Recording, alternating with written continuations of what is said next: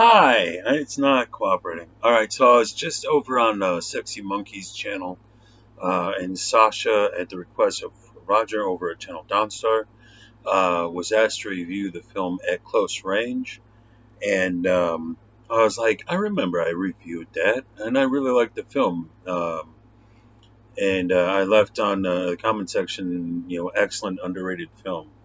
I'm a man of so many words, but and so I was like, yeah, I should pull that up and put that in, and I can't find it. I swear I reviewed this movie, and I can't find it anywhere. Um, so I'm gonna review it now. Maybe I did it on a previous channel, or maybe I did it in my brain, but never did it in reality. And I've done that before. So, At Close Range, it's off Wikipedia, is a 1986 American neo-noir crime drama film directed by James Foley, based on the real-life rural Pennsylvania crime family led by Bruce Johnston Sr., which operated in the 1960s and 70s. It stars Sean Penn, Christopher Walken, Mary Stuart Masterson, Sean's brother Chris Penn, David Strathairn, Crispin Glover, Kiefer Sutherland, Eileen Ryan. This is a fantastic cast, and this is baby-faced. Sean Penn, Chris Penn, Crispin Glover, and Kiefer Sutherland.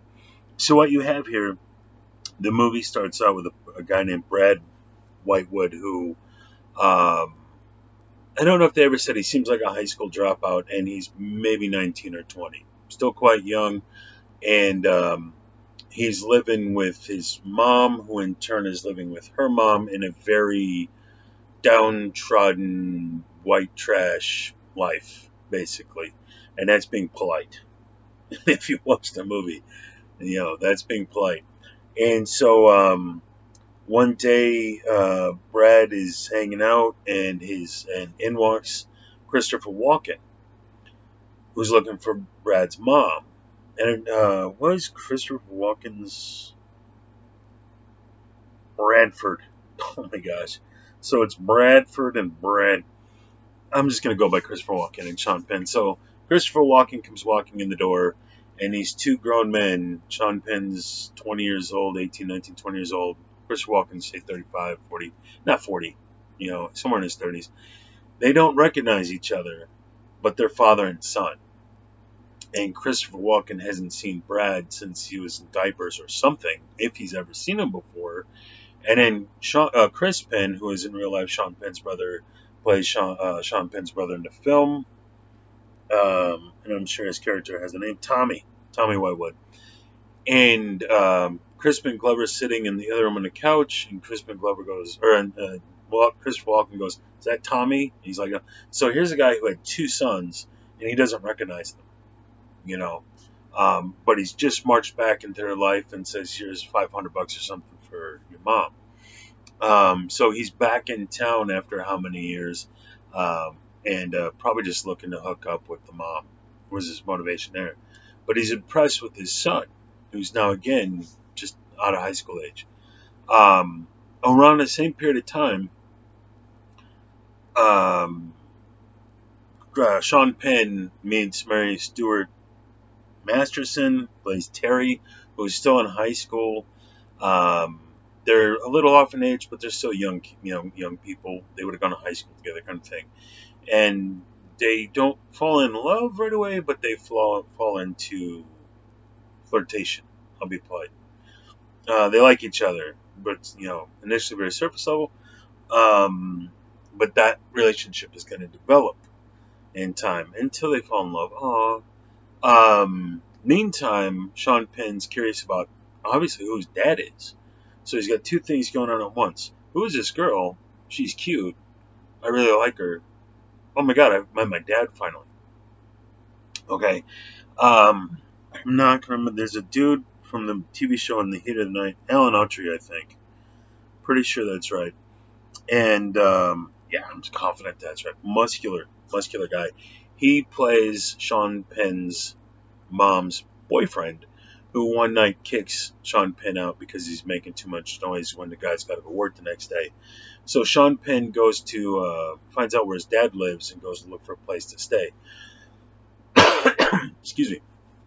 When he gets there, um, he meets the gang. So it turns out his dad, and he kind of knew this, is a sketchy dude who's got a kind of like a crime syndicate.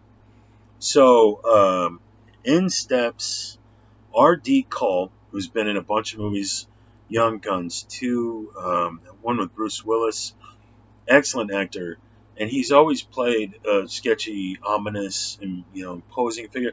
He is downright terrifying.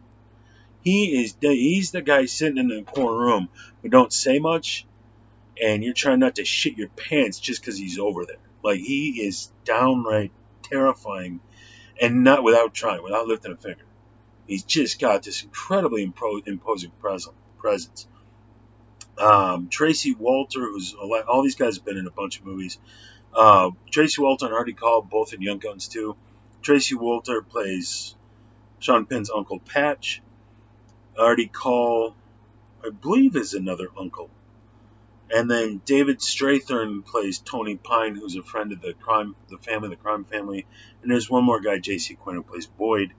And they're all in cahoots. And what they do is they're thieves, and they'll steal a car, buy a car, sell a car. They'll launder money, use that process to launder money. And Christopher Walken brings Sean Penn into the game as his son and starts teaching him the family trade. They go do some burglaries.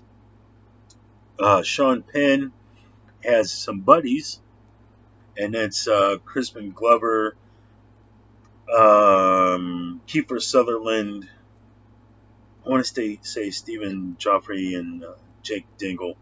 Kiefer Sutherland and Crispin Glover, the only guys you would recognize. But 5 minutes after this film, this came out in 1986, their careers took off. So, what's up, Rocco? See you, Rocco.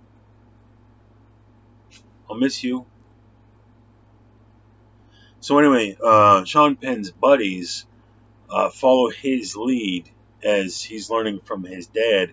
And then at one point, Sean Penn kind of asks the wrong question. Kind of irks his dad a little bit for the first time. And then his dad's like, why don't you go back to your mom's? And Sean Penn, Chris Walken's got a girlfriend who was Sean Penn's stepmom. And he's like, she doesn't like you. You rub her the wrong way or something, which is bullshit.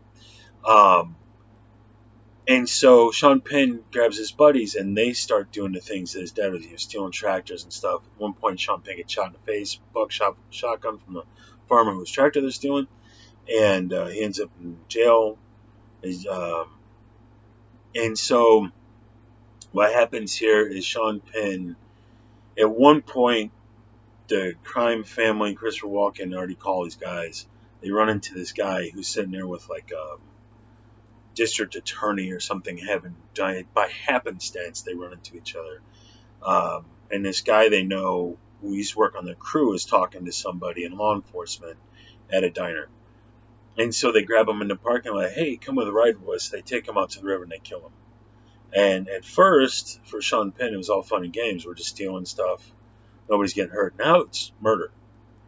And he's an accomplice there. He's like, I don't want this. I didn't know it was all this.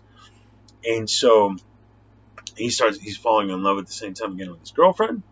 And so his world is going like this: the loyalty to his dad or the loyalty to his girlfriend. And then in the meantime, and this is where I don't know what happened here, but David Strathern, who I'm a big fan of, plays two roles in this film. He plays Tony Pine, who's just one of the criminals, not a lot of dialogue. He's just kind of there. The only thing they mention about him is that he's epileptic, and he seems insecure about that for some reason, but they never really do anything with that. And then when Christopher Walken goes to a chicken fighting thing, all these dudes gambling and yelling and screaming, David Strathern is kind of in the shadows with some sunglasses on, and he plays somebody in law enforcement. If I didn't know this actor and wasn't a big fan, I might not have put the two together. Because, he's got a different accent, he's got a mustache, he's got sunglasses on, he's kind of a shadowy figure. And Chris Walken has paid off cops to, if the cops are doing an investigation, cops are closing in, Him and his guys take off the other way. So if they're stealing stuff in this area and the cops catch wind of who it is, they take off to somewhere else. So he's bribing cops, got a network of criminals, and David Strathern says the FBI is closing in on you, and there's nothing I can do about it. I don't know if the Tony Pine character, he's this guy, and he's undercover with whomever. At one point, he mentions the FBI, so in a way that he's not in the FBI, like the feds are out there. I don't know what they got, but they got something. So I don't know what the purpose of that was, but I'm so curious. Was that intentional, or did they really just like the actor? So they put him in two different roles and tried to hide it. I don't know. It came out before social media and everything, so there was not a lot of scuttlebutt to look up on the internet. Um, so what happens is Christopher Walken has to start taking out witnesses, which is Sean Penn and his buddies. So, oops, and then from there it becomes a bloodbath. I'll leave it at that. But this is a excellent, excellent underrated film. As Sasha brought up on his channel, Sexy Monkey, haven't seen, go check out his movie channel. Madonna has a song in this that plays throughout, and it works really well. They play a few chords of the song and cut it in there, and it works really well for what's going on.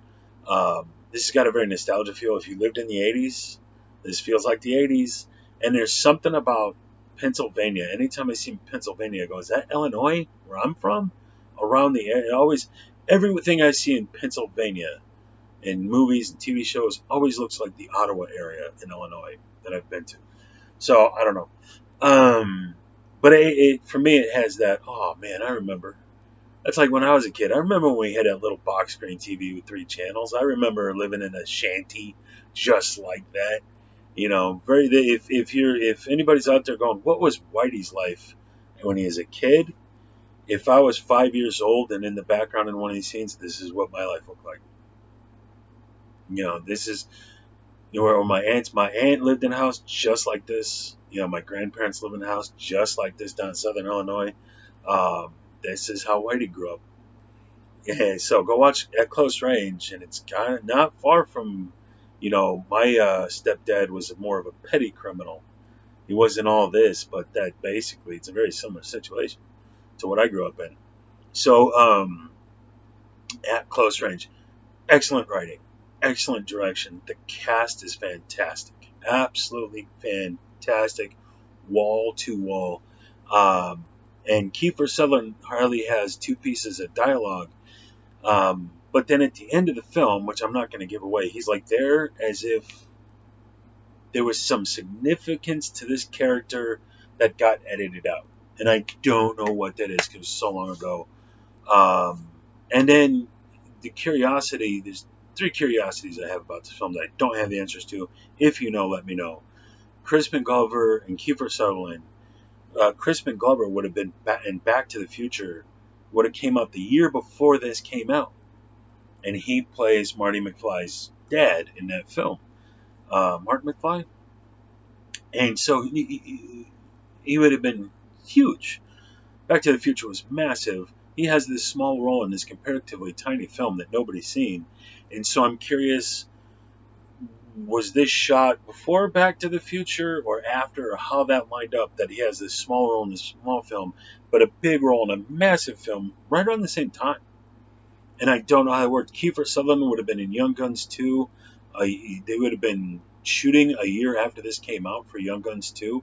That was a massive success. Both actors have been in all kinds of stuff, especially Kiefer Sutherland. His career went massive. 5 minutes after this came out, they both have small roles. But they would have been filming, or have already filmed. Chris McGlover would have already filmed Back to the Future.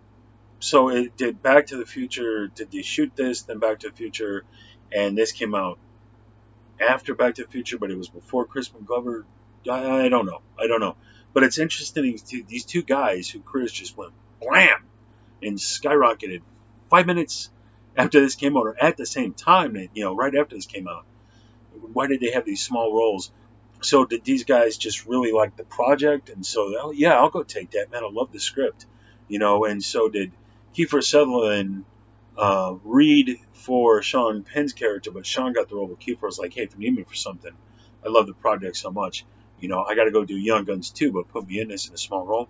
I would be curious as hell to know that, how exactly that lined up. And then again, David Strathern playing two different characters, AZ undercover. I would love to know that, and they never explain it.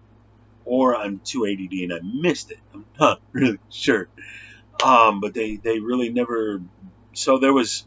I need to go find the DVD and Sasha. If you see this and you have the DVDs, if that information's in there, let me know and I'll go find it and buy it because I would love to have those answers. If there's edited stuff on the Blu-ray or whatever the case. So anyway, excuse me. At Close Range, excellent film, underrated, dark film. As Sasha said in his review, there's nothing redeeming. You feel some sympathy for some of what these different characters are going through, but not necessarily that they're misunderstood good guys in a bad situation. They're all pretty awful people, with the exception of Mary Stuart Masterson's the girlfriend. She's a naive person that gets caught up in this whole thing because she's in love with Sean Penn. So you feel bad for her, but really nobody else. Everybody in this is a pretty despicable person. And usually you watch a film and somebody meets their demise and you go, "Aw, that poor guy." Here you're just like, "I'm sorry you got killed, but you weren't a good person." Like, you didn't necessarily have this coming, but neither were you a good person. And so there's, as Sasha pointed out, there's really nobody that you're rooting for here, as much as you're just sucked into the tension and watching this car crash slowly make its way, and you're like, bad things are gonna happen. I don't know what. I know it. The feel of the film, it's gonna be bad. When these two cars collide, there's gonna be damage to everybody in those cars. Who is anybody making it out of this? And not a lot of people do. So, if you have not seen At Close Range with Sean Penn, Christopher Walken, I mean, right there, Sean Penn and Christopher Walken in the same movie, those two personalities, and it fits. You could believe that Christopher Walken is Sean Penn's dad. Same thing in Chris Penn as well. So, excellent film. Go check it out. High recommend from me. Very underrated film. And thank you for watching. If you're still here, like, subscribe, share, all that stuff. I'm on Twitter. And if you're feeling frosty, I'm on PayPal, and you want to send me $5 to keep these coming, I'd appreciate it. Whitey White Guy on PayPal and Patreon. I suck it. That's not true. I'm not coming to your house. So anyway, thanks for watching, and I'll see you guys on the next video. Cheers.